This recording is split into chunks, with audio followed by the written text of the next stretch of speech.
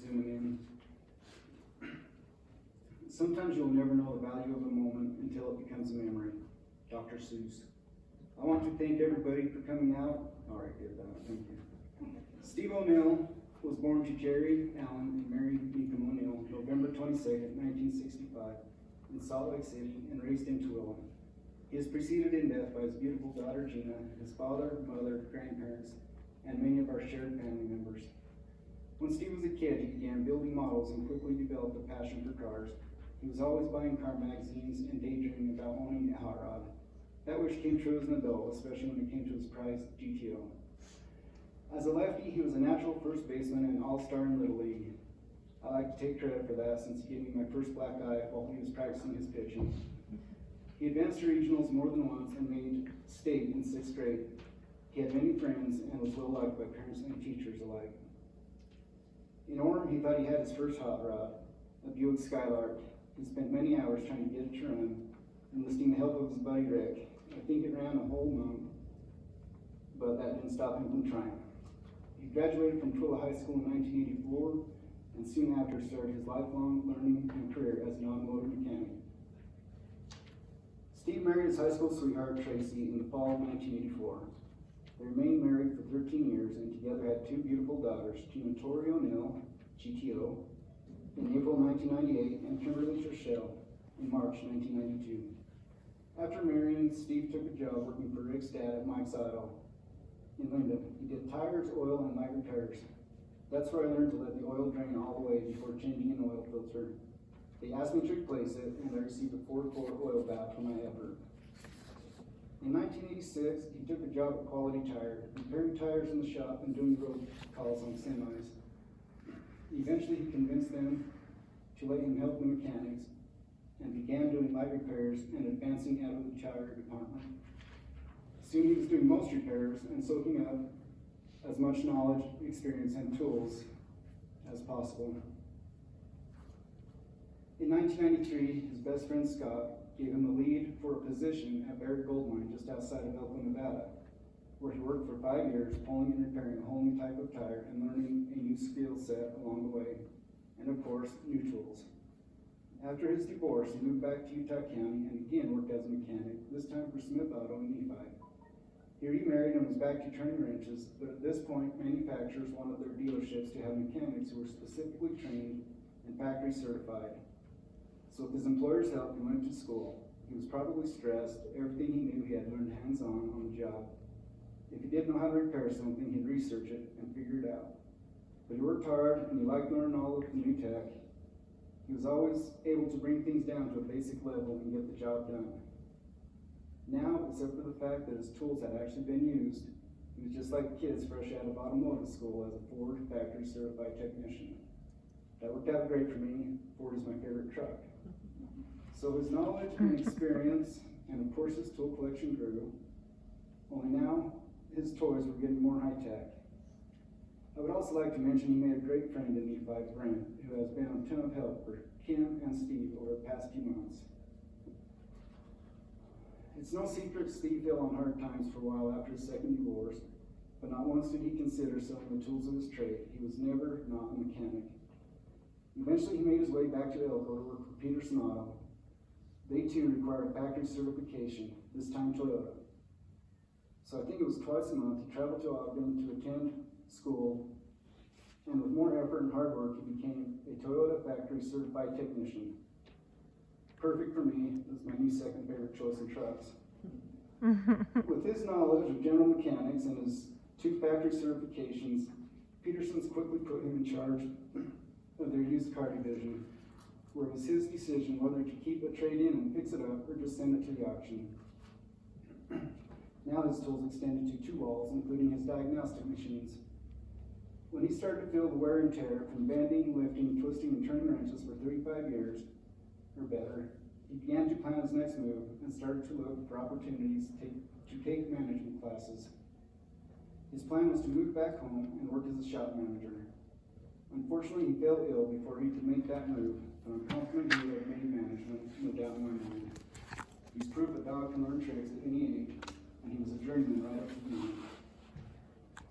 Even sick and half looped, he was giving me car advice. He didn't say it like this, but it boiled down to, check your brake fluid, stupid.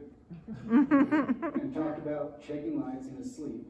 He never stopped turning wrenches, his passion never quit, and neither did his ever-growing tool empire. Stephen loved his family very much. He was always talking about his girls. I never heard him complain about them, maybe just the usual.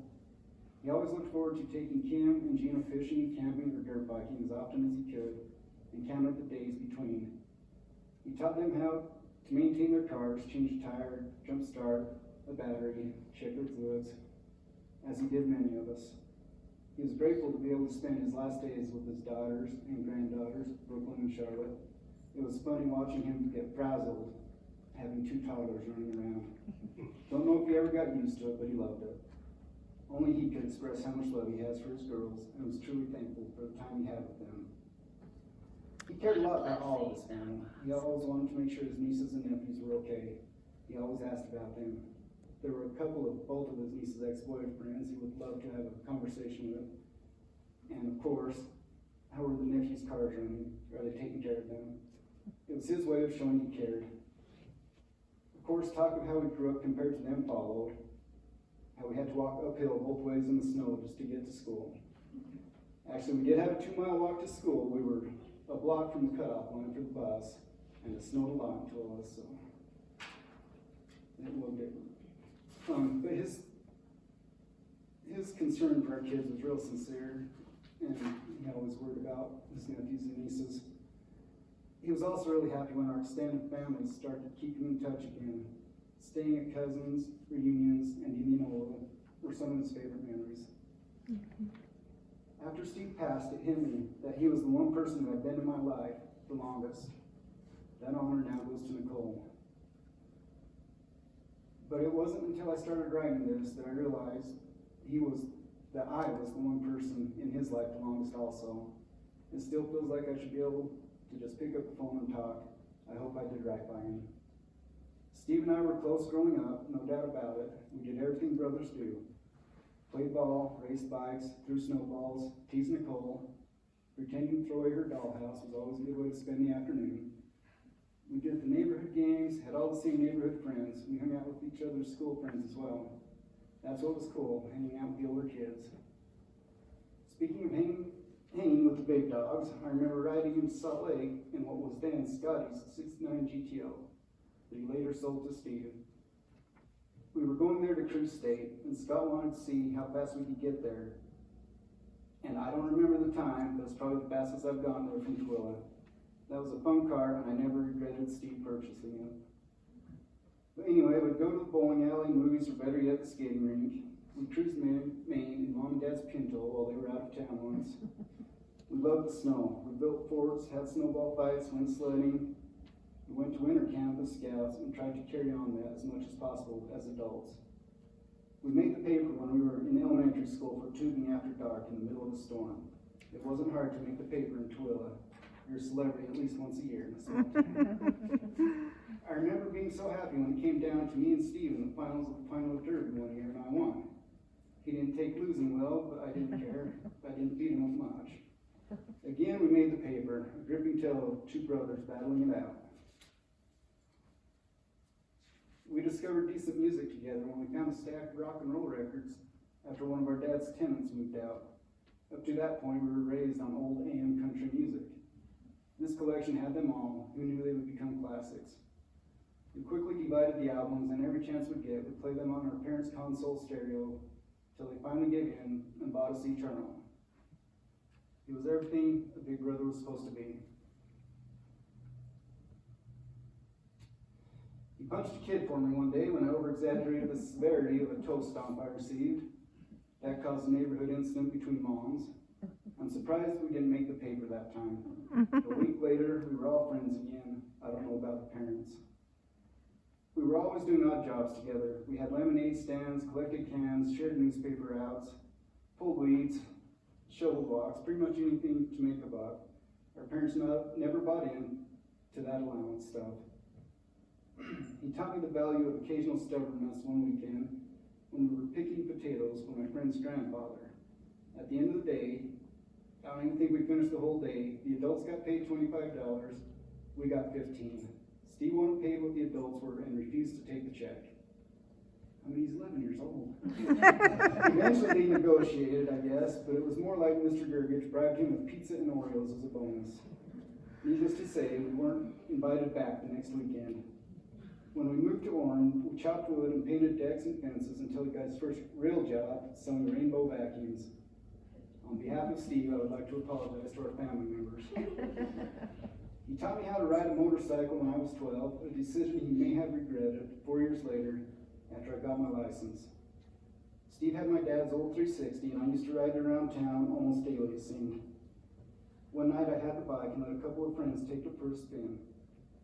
I knew something wasn't right after they had returned in a few minutes. After a while, someone was beating on my friend's door, and it was Steve, and he was pissed. And it felt like the room parted. I was in the back of the room, and all my friends just stood aside. And, it was Steve, and he asked me if I wanted him to kick my butt then or later. I chose then. I just wanted to get it over with. He chose later and took me home. Great. The next day I was ready for it. I found out my friends had taken the bike to Provo, wrecked it, and got arrested. But instead of kicking my butt, we worked out a payment plan, which I never understood as it was the family bike and he never did fix it. But it did save me from a whooping. He taught me how to drive a stick and let me drive the power wagon. A month later, he was replacing the clutch. I don't think he put that one together. I never had to whip it off. With his help, I did every repair you could in the driveway, short of a total rebuild. That's the real reason Bonk and I bought clunkers back in the day, just to fix them. The cool thing was, he wouldn't do it for you. He'd explain how, then jump in only if he had to, or when he was running out of patience. But by far, one of the funnest things for me to do with him was four-wheeling. Even when you're out of control, sliding down a hill doing donuts, coming down from the water tower only to be stopped finally by some scrub oak, may have been one of our milder treks. I don't even know how we ever made it into situations, let alone out. Actually, I do, but we won't talk about that. He always said I was the only one who didn't hop out on me when we were four-wheeling. I didn't know I had a choice. The only time I knew I had to hop out was when he stuck us in 2 feet of mud in Indianola. We could push our way and make tracks through 4 feet of snow, but when you creep into a mud bog, you're going to get stuck if you stop.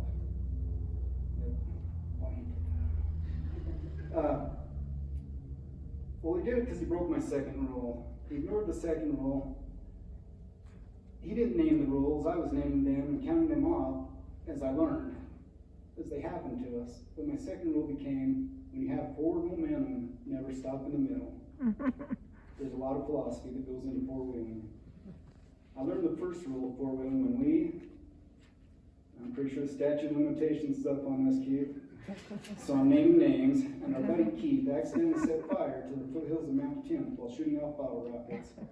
I want to emphasize it was Steve's. We tried to put it out. It was pretty comical watching Steve and Keith grab the hood of his GTO from the bed of the truck and throw it on the growing fire to put it out. All it did was fan the flames. There was nothing comical about the way the fire grew, though, and nothing we could do, so we got scared and took off down what amounted to be a horse trail vest. I could look over the side and see nothing but a drop to the bottom. Steve was scraping mountain on the driver's side. If you had been on I-15 at the time, you would have seen a fire on the north side of the hill and a bright orange truck racing away from it on the south side. We finally dropped down into a development and carefully made our way back to the house where we watched the fire from our homes. Steve lived in Sugar House at the time, so he waited till dark to drive home. We weren't proud of it, but I did learn the first rule of four-wheeling. The first rule is, sit down, shut up, and hold on. It's going to be a heck of a ride.